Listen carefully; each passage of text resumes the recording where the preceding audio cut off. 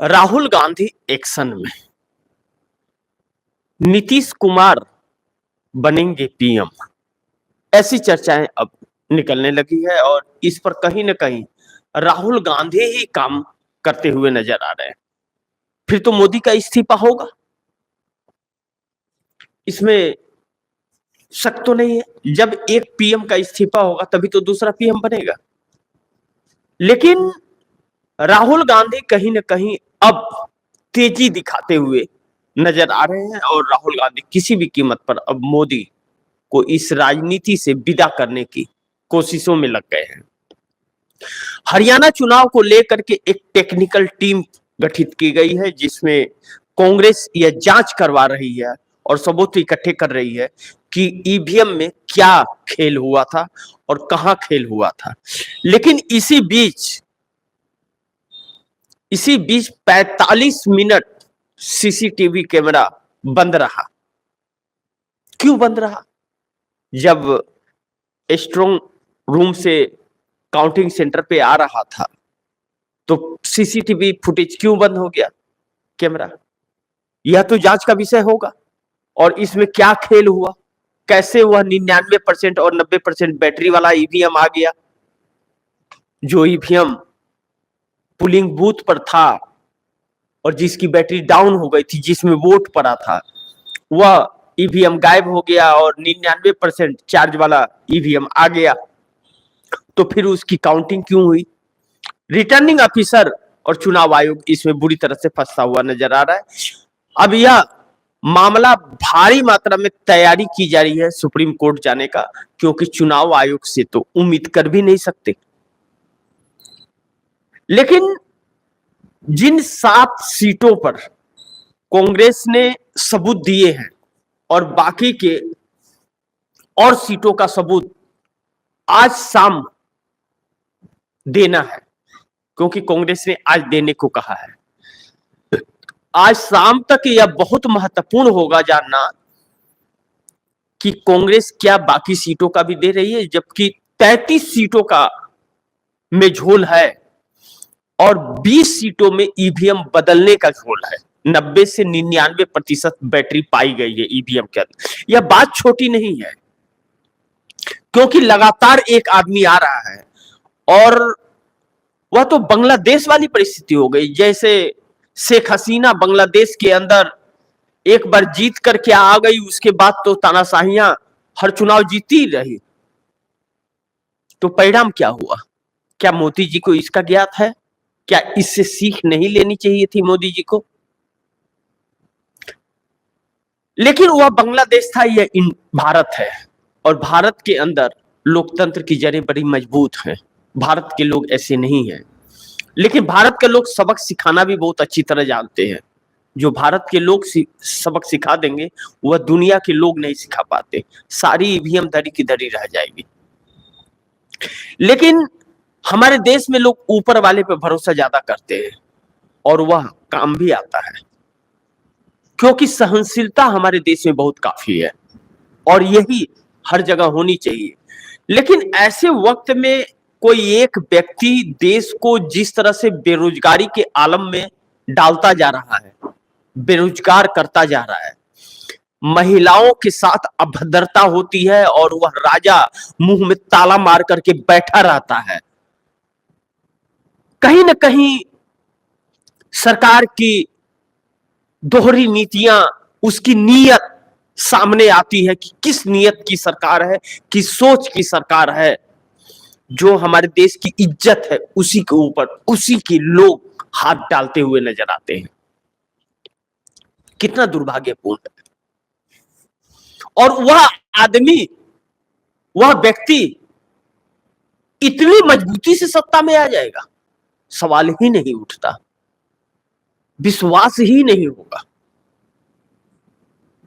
यह तो ऐसे हो गया कि आपके शरीर में 10 टन का पत्थर बांध करके और नदी में फेंक दिया जाए और आप ऊपर तैर रहे हैं, यह बात हो जाएगी। फिर तो जिस व्यक्ति के रैली में 5000 लोग नहीं जुट पाए, जो ढोल नगाड़े बजाता हो, वह व्यक्ति कैसे इस तरह से जीत सकता है?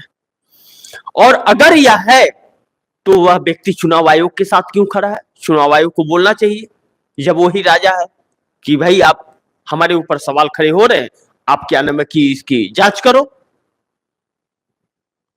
क्योंकि वह आदमी बेईमान है इसलिए। और वह चुनाव आयोग हर बेशर्मी को पार कर चुका है, वह कुछ भी सुनने को तैयार नहीं होता।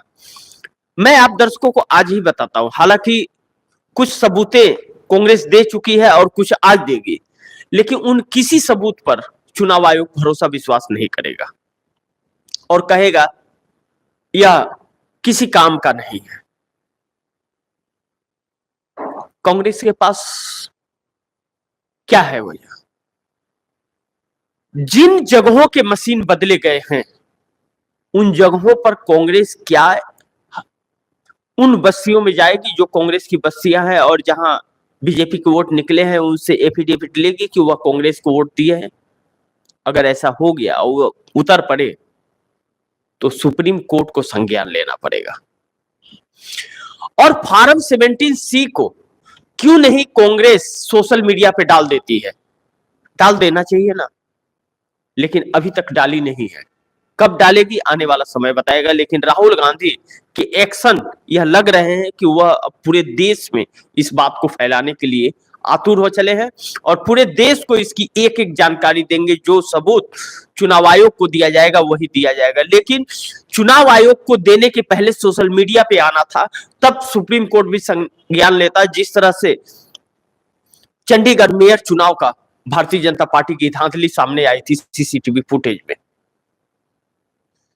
लेकिन 45 मिनट तक चुनाव आयोग ने सीसीटीवी फुटेज क्यों बंद किए, जबकि स्ट्रांग रूम से लेकर के काउंटिंग सेंटर तक सीसीटीवी फुटेज लगे हुए हैं।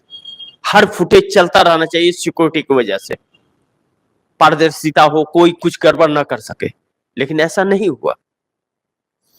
यानी कि धांधली के रास्ते भारतीय जनता पार्टी ने वह हर रास्ते अपनाए जहां जहां उसे फायदे हो सकते थे, क्योंकि वोट नहीं मिल रहे थे। तो वोट जब नहीं मिल रहे, धांधली करनी है तो हर जगह पर अपने लोगों को बैठाना था और हर जगह षड्यंत्र करना था, और वह किया भी। और मैं यह बिल्कुल नहीं कहूंगा बाकियों की तरह कि कांग्रेस ने उसे रोकने का प्रयास नहीं किया। कोई भी हारने के लिए तो कभी नहीं सोचेगा और किसी भी पार्टी का कोई व्यक्ति नहीं सोचेगा। अगर वह पार्टी के प्रति ईमानदार है तो वह ऐसा नहीं सोच सकता कि हमारी पार्टी हार जाए, पदे मिले या ना मिले। लेकिन वह ऐसा तो नहीं सोच सकता कि वह हार जाए, क्योंकि अगर पार्टी की सरकार सत्ता रहेगी तो कुछ तो उसके काम होंगे, कुछ लोगों का वह भी भला कर पाएगा। हाँ, यह हो सकता है कि मुख्यमंत्री पद के लिए कुमारी शैलजा या भूपेंद्र सिंह हुड्डा या रणधीर सुरजेवाला ने यह चीजें की। रणधीर सुरजेवाला ने बयान दिया कि मुख्यमंत्री हम तीन में से कोई एक ही होगा, जबकि मुख्यमंत्री के लिए विधायक दल की बैठक में यह फैसला होता है कि कौन बनेगा।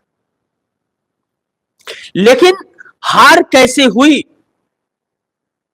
ईवीएम में कितनी गड़बड़ की गई,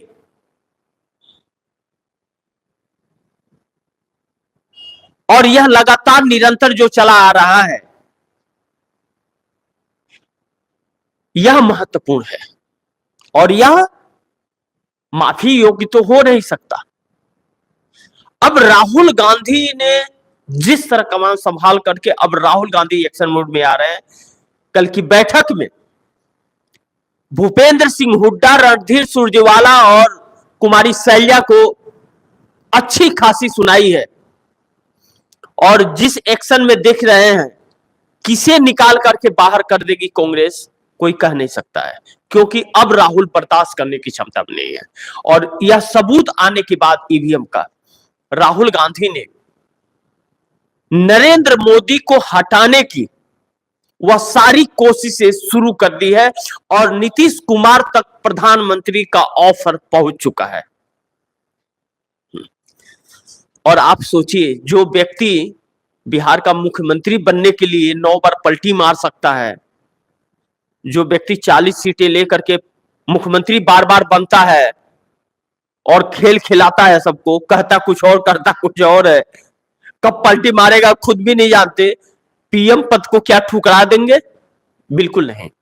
नीतीश कुमार का आखिरी क्षण है और नीतीश कुमार के पार्टी को तोड़ने का प्रयास किया जा रहा है और नीतीश कुमार कभी भी पलटी मार सकते हैं और यह ऑफर नीतीश कुमार कभी भी नहीं छोड़ेंगे।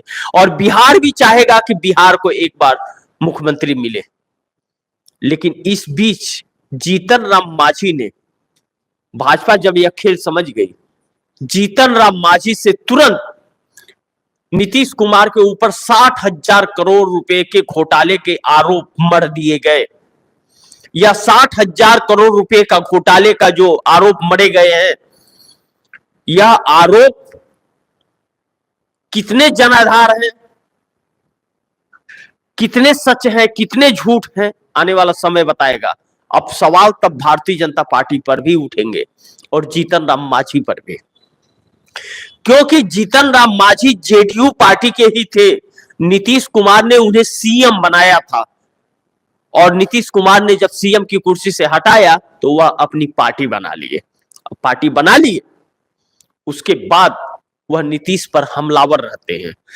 और चूंकि एनडीए के दोनों हिस्सा हैं और इकलौते सांसद हैं अपनी पार्टी के जीतन राम मांझी, तो जब कैबिनेट मंत्री है मोदी के, तो मोदी के मोहरे बने हुए हैं। मोदी के इशारे पर यह 60,000 करोड़ का आरोप लगाया गया कि अगर नीतीश कुमार चले गए तो यह आरोप चुनाव में हम बढ़ते रहेंगे और वोट बजाते रहेंगे। लेकिन हकीकत यह भी है कि नीतीश कुमार के ऊपर आज तक एक भी घोटाले का एफआईआर दर्ज नहीं है। और अब नरेंद्र मोदी को हटाने के लिए राहुल गांधी ने कमर कस ली है। वह नरेंद्र मोदी को कुर्सी से उतार करके ही रहेंगे कि यह गंदगी जो देश में फैल रही है, यह गंदगी नहीं। सत्ता किसी की भी आए या जाए, सत्ता महत्व नहीं रखता। महत्व उस सत्ता पर बैठे हुए राजा की नीयत और सोच, यह महत्वपूर्ण रखती है। यह देश किस तरह बेरोजगारी के आलम को झेल रहा है। कोई अगर किसी शहर के गांव में, किसी प्रदेश के चला जाए और उसके घर के हालात को और उसके मां बाप और बच्चे के हालात को देखे कोई राजनीतिक नेता, तब उसे यह एहसास होगी जब वहां 1 घंटा रहे और बारिश आए और घर में पानी गिरता है, कि वह मां बाप अपने बेटे को किस तरह पेट काट करके और उसे पढ़ाते और लिखाते हैं। इसे हम नजरअंदाज नहीं कर सकते।